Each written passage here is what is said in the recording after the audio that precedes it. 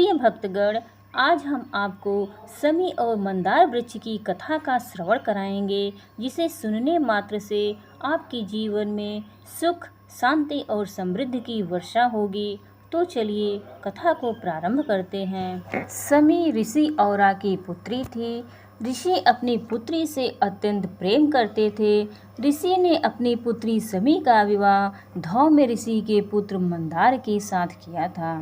क्योंकि मंदार उसी समय ऋषि शौनक से शिक्षा प्राप्त कर रहे थे, इसलिए विवाह के पश्चात वे अपनी पत्नी शमी को अपने घर छोड़कर पुनः अपनी शिक्षा पूरी करने के लिए ऋषि शौनक के आश्रम में चले गए। जब मंदार युवावस्था में पहुँचे तब वे अपनी पत्नी शमी को लेकर ऋषि शौनक का आशीर्वाद प्राप्त करने के लिए आश्रम की ओर निकल पड़े। रास्ते में विघ्नहर्ता गणेश जी के अनन्य भक्त ऋषि भृशंदी का आश्रम पड़ता था।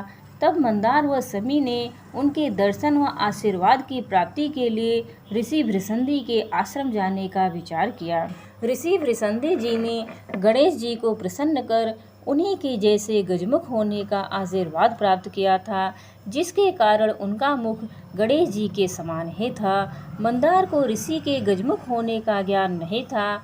जब मंदार व ऋषि शमी भृशंदी के आश्रम में पहुँचे तो उनके गजमुख को देखकर हंसी आ गई और वे ऋषि का उपहास करने लगे।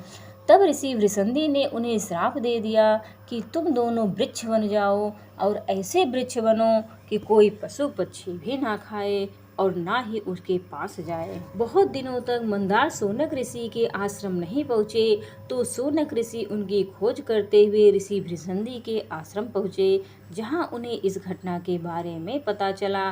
तब शौनक ऋषि ने मंदार व शमी को श्राप मुक्त करने का अनुरोध किया।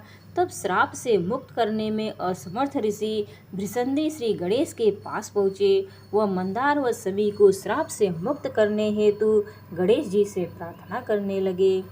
तब अपने भक्तों के श्राप की लाज रखने व शमी व मंदार के उद्धार के लिए श्री गणेश ने उन्हें वरदान दिया कि यह दोनों वृक्ष शमी व मंदार तीनों लोकों में पूजनीय होंगे।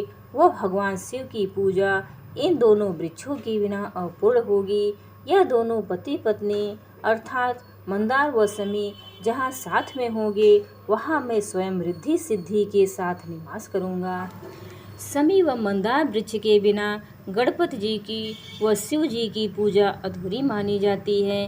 आज भी सफ़ेद मंदार या सफ़ेद अकाव के वृक्ष की जड़ में 21 वर्ष के बाद जड़ का आकार गणेश जी का स्वरूप ले लेती है। जिस घर में मंदार की जड़ के गणेश जी की पूजा होती है वहाँ गणेश जी रिद्धि सिद्धि के साथ स्वयं निवास करते हैं। उस घर में कभी भी अकाल मृत्यु नहीं होती है। भगवान राम के द्वारा अश्विन मास की 10वीं तिथि अर्थात दशहरे के दिन शमी वृक्ष की पूजा के पश्चात ही लंका पर विजय प्राप्त की थी। इसलिए दशहरे के दिन शमी वृक्ष का बहुत महत्व है। महाभारत काल में 1 वर्ष के अज्ञातवास जाने से पूर्व पांडवों ने भी अपने शस्त्रों को शमी वृक्ष के ऊपर ही छिपाया था। खाटू श्याम बाबा अर्थात महात्मा बर्बरीक के कटे हुए सर को भी ऊंची पहाड़ी पर स्थित शमी वृक्ष पर ही रखा गया था। उम्मीद है आप सभी को ये वीडियो अच्छी लगी होगी।